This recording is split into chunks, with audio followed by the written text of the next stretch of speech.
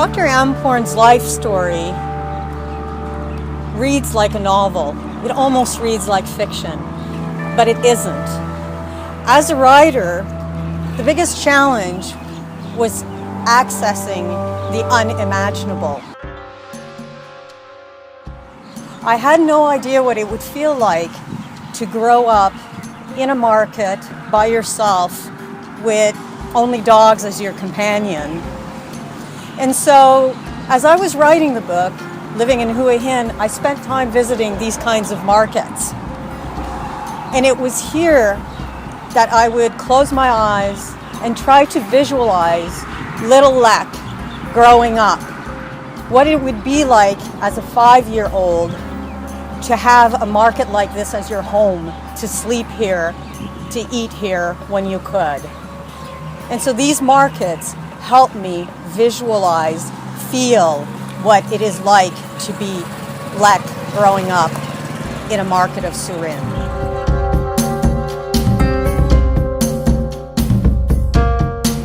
Move, boy. What are you doing here? Go, go. I better not catch you in my stall again. You hear? This is not your home. The man shouted at me. I scurried to my feet, grabbed my sandals, and ran. I felt the sting of a bamboo pole thrashing at my legs. How come I had not heard the morning sounds? Usually, the vendors' squeaky carts woke me, providing enough warning for me to disappear before they reached their stalls. Not this morning. The owner caught me sleeping under his fruit table. More bad luck. I scolded myself. This was the best place I had found to sleep for weeks. The new merchant had installed fresh wooden planks to display his produce, which gave me some protection. He was hardworking and cleaned his stall every night. Stupid boy. I cursed myself under my breath. I zigzagged through the rickety stands, avoiding the rotten jackfruit, chicken bones, and scraps of dried squid festering on the ground. When I reached the road, I slowed down. I would have to sleep in the open until I found a new spot.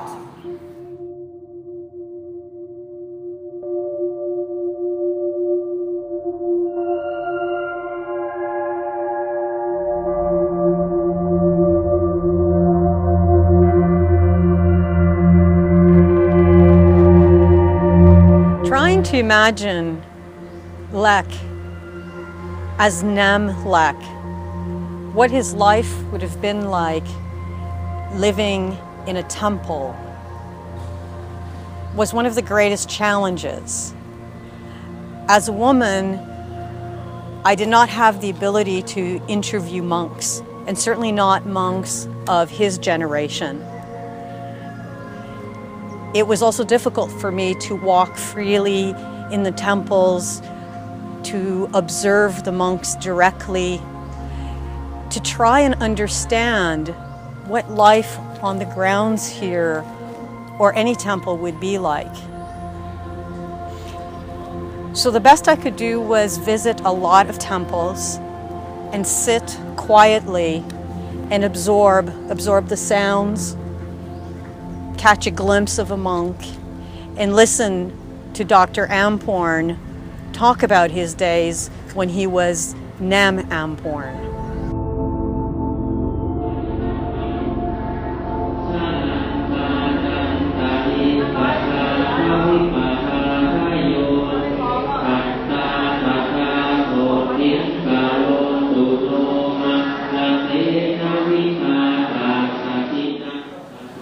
The abbot entered and sat at the front of the sala, an open pavilion, with his back to the statue of the meditating Buddha.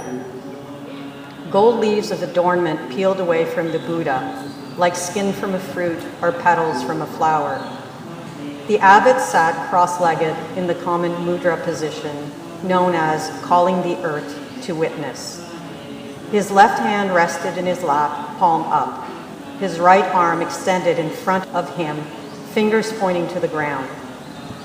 This position embodies the moment that the Buddha reached enlightenment under the Bodhi tree.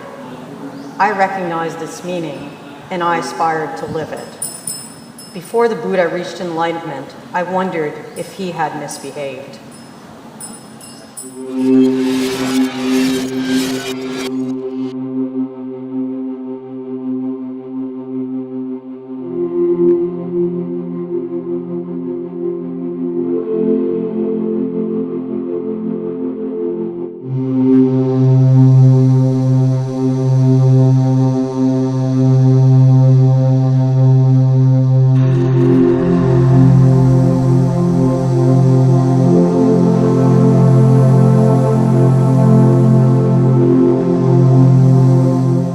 Dr. Amporn's life really is one of inspiration.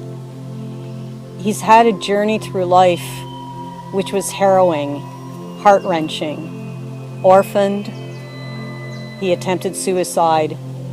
He became a monk and learned to read and write.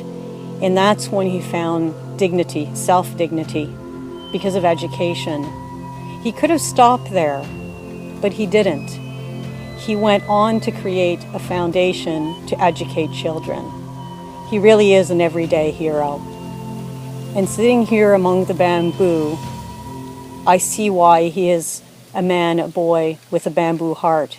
He's resilient, he's giving, he bends, but he never breaks. Dr. Amporn, he is the boy with a bamboo heart.